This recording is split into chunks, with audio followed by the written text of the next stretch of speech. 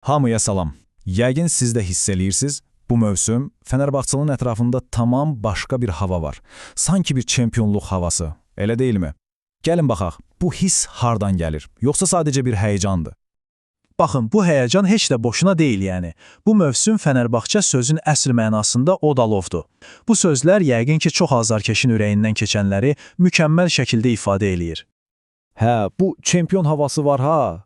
Bu heç də təsadüfi bir şey deyil. Gəlin indi dərinliyini görək bu hissin arxasında əslində nə dayanır, səbəbləri bir-bir açaq. Yaxşı, hardan başlayaq? Gəlin ən təməldən başlayaq. Bu mövsümün uğurunu anlamaq üçün ilk növbədə Fenerbahçe'nin o dəyişməz DNT-sinə, yəni klubun ruhuna, özəyinə baxmaq lazımdır. Bəs yaxşı, Fenerbahçe'ni bu qədər fərqli eləyən nədir? Niyə bu klub bu qədər xüsusidir? Cavab əslində 3 dənə möhkəm üstunda gizlənib. Deməli, Fener'in kimliyi 3 əsas şey üzərində qurulub. Birincisi, o adrenalin dolu atmosfer. Düşünün, istər Ülker Arenada, istərsə də Şükrü Sarıqollunda qulaqları batıran o səsküy adamı dəli eləyir. İkincisi, o inanılmaz azərkeş gücü. Rəqibi elə bir təzyiq altında saxlayırlar ki, oyunun gedişatını dəyişirlər.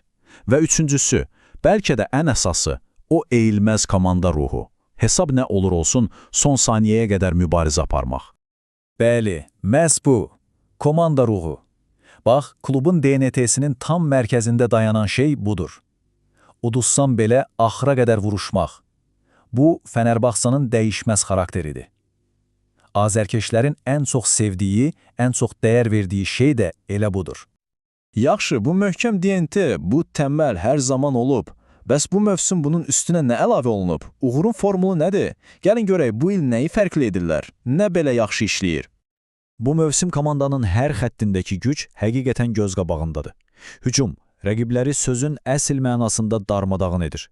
Orta xətt o qədər dinamik, o qədər enerjilidir ki, və müdafiə inanılmaz dərəcədə nizam-intizamlı, sərt. Bax, bu 3 element bir-biri ilə elə bir ahəng yaradır ki, Fenerbahçe'ni demək olar ki, məğlub edilməz bir komandaya çevirir. Və bütün bunlar bir yerə gələndə Fenerbahçe'nin oyunu elə bir şeyə çevrilir ki, göz ardı etmək mümkün deyil. Azarkeşlər bir saniyə belə yerində otura bilmir. Bu artıq sadəcə futbol deyil, bu əsl şoudur. Amma bir dəqiqə, Fenerbahçe'nin gücü təkcə meydandakı o 11 nəfərlə bitmir. Yox, indi gəlin komandanın gizli, amma bəlkə də ən böyük silahından danışaq. Söhbət azarkeşlərdən gedir. Bəli, 12-ci. Azarkeşlərin o inanılmaz dəstəyi var ha. O dəstək komandanın meydandakı 12-ci oyunçusuna çevrilir. Həqiqətən də belədir. Koçum Fener, bu sadəcə iki söz, sadəcə bir şuar deyil, qətiyyən. Bu iki kəlmənin arxasındakı enerji, o enerji bütün stadionu ayağa qaldırmağa, oyunun taleyini tamamilə dəyişdirməyə qadirdir. Yaxşı, indi gəlin bütün bu puzzle parçalarını birləşdirək. Bir tərəfdə klubun dəmir kimi DNT-si, o biri tərəfdə bu mövsümün uğurlu formulu və üstünə də o inanılmaz azərkeş gücü. Bunlar bir yerə gələndə nə baş verir? Zəfərə doğru necə gedilir?